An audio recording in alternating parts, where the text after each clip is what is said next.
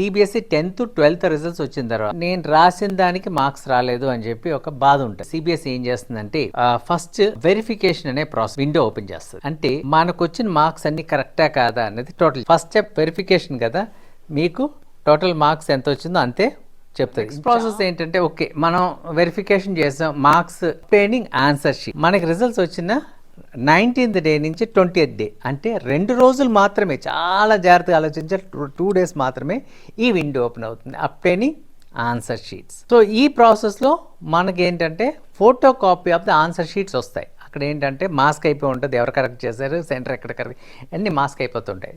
దీనికి మొదట 500 కట్టాను సబ్జెక్ట్ అంటే కుదరదు, ఇక్కడ మళ్ళీ 700 అర్థమవుతుందండి. సెకండ్ ప్రాసెస్లో 700. సో ఈ 700 పే చేస్తే మనకి ఫోటో కాపీ ఆఫ్ మన ఆన్సర్ షీట్స్ మనకు. సో 2 days మాత్రమే గ్యాప్ ఉంది. ఈలోగా మీ టీచర్ని పట్టుకోవడం లేకపోతే ఎవరో దాంట్లో నిష్ణాతులను పట్టుకొని కరెక్ట్ చేయించి